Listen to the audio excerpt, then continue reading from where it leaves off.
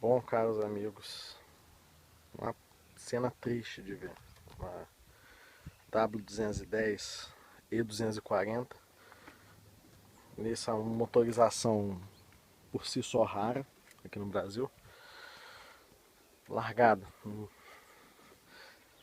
na rua Curitiba, aqui em Juiz de Fora.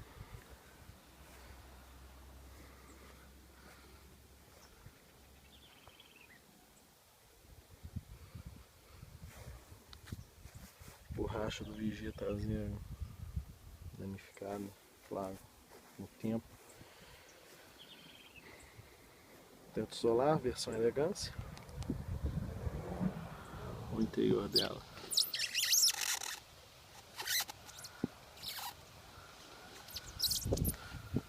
Tô tentando não pegar reflexo, mas é difícil.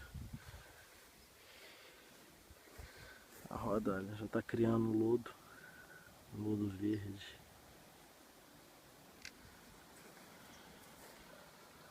O tempo é implacável. O tempo e o carro no tempo, né? Esse aqui, olha. O painel tá quebradiço.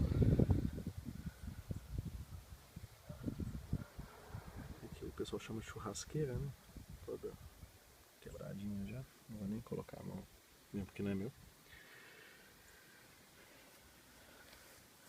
A pintura toda queimada.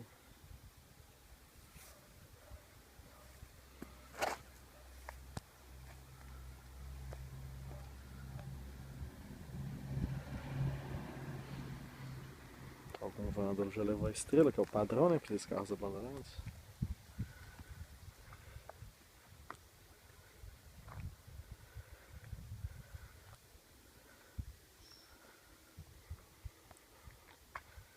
Uma pena. Uma 210 que poderia ter um destino muito mais feliz. Quem sabe um dia ela não encontra um dono que dê o destino que ela merece. Que não seja ferro velho, óbvio. Um abraço aí, pessoal do portal Mercedes.com. Valeu.